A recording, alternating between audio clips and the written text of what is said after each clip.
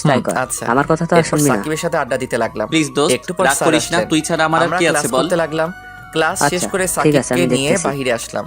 তারপর আড্ডা বাসায় দিয়েছো? যেতেই আম্মু না রে, বাসায় কাজ আছে। কি রে এত দেরি করলি আচ্ছা কেন? যা তাহলে। আম্মু ওকে। একটা ফ্রেন্ডের বাসায় তারপর আমি গেছিলাম, চলে আসলাম। তাই দেরি হয়ে গেছে। ঐশীর স্কুলে এসে দেখি আমার জন্য ও, বসে আচ্ছা। আছে। ফ্রেশ হয়ে আমি তাড়াতাড়ি যেতেই খেতে মুখ আয়। ঘুরিয়ে বসলো রিয়া সেই আর কখন আমি থেকে তোর গিয়ে জন্য না পাশে খেয়ে বসলাম। বসে আছে। এই যে সরি, আচ্ছা ক্লাসে ছিলাম। তুমি যাও, আমি তাই ফ্রেশ হয়ে বলে এত আসতেছি। দেরি? আচ্ছা আর হবে না। তারপর খাবার এবার শেষ চলো। করে রুমে এসে শুয়ে আছি। ফুচকা খাবো। এমন সময় রিয়া আচ্ছা, এসে চলো। এরপর ঐশীকে কি নিয়ে মিস্টার? একটা কোন ফুচকার ফ্রেন্ডের দোকানে বাসায় আসলাম। গিয়েছিলেন? এসে কি দুজন ব্যাপার? মিলে কিছু ফুচকা বলছো না খেলাম। কেন? তারপর রিকশা নিয়ে রিয়া আমার বাসায় কাছে চলে এসে আমার আসলাম। কপালে হাত দিয়ে বাসায় এসে ফ্রেশ হয়ে কি খাওয়া ব্যাপার, দাওয়া করে তোমার বের শরীর হয়ে পড়লাম। খারাপ? আমি এসে আমি এক ঝটকায় ওর CNG চালাতে হাতটা লাগলাম। আমার কপাল থেকে রাত 10টা সরিয়ে নিয়ে পর্যন্ত এই সিএনজি তুমি আমাকে চালিয়ে টাচ বাসায় করছো চলে কেন? আসলাম। এইভাবে দিনগুলো ব্যাপার, বেশ তুমি ভালো এমন কাটছিল। behave করতেছো অনেক কেন? দিন পর একদিন আমি এমনি, সন্ধ্যায় এই সিএনজি তুমিটাকে আমার আর সহ্য হয় না। হঠাৎ দেখি আর সাকিব তোমার এই রাস্তায় নোংরা CNG হাতে দেখে দাঁড়াতে বলল। আমাকে আর কখনো টাচ আমি করবা না। মুখটা ঢাকলাম।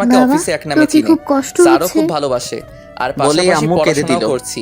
এসব আম্মু করতে এসব করতে কি বাড়ির কথা বলতেছো? প্রায় ভুলে আমার কষ্ট গিয়েছিলাম, হবে কেন? কারণ আমি আর জানি তুমি কান্না আমাকে করতেছো কেন? কখনো বাবা মা ক্ষমা করবে না। আব্বু আমার কাছে আমিও এসে সিট পাল্টে আমার ফেলেছিলাম, মাথায় হাত বুলিয়ে অফিসে দিয়ে কাজ বলল, করছি, তখন আমি পিয়ন বোধহয় আসলো তোর জীবনটা আর নষ্ট আমাকে করে বলল, দিলাম। তুই আমাকে ক্ষমা করে দিস। ওনার সাথে মিটিং এসে আব্বু এসব আচ্ছা, কি ঠিক বলতেছো? আছে। কোনো মা তারপর বাবা কি তার পিয়ন সন্তানের মামা খারাপ চলে চায়? গেল, আবার আসলে দেখি সব দোষ রাফা আসলো। আমারই কপালটা। আর এসে বলল, ভাগ্যকে তো আর উল্টানোর ক্ষমতাটা এই জিনিসটা- আমাদের কারোরই হ্যাঁ, নেই। নানু। আচ্ছা অনেক রাত হয়েছে, আপনার চলো পিচ্চি বউ ঘুমাবা। কেমন আছে? আর আমি ঘুমিয়ে ভালো পড়ছি। আছে।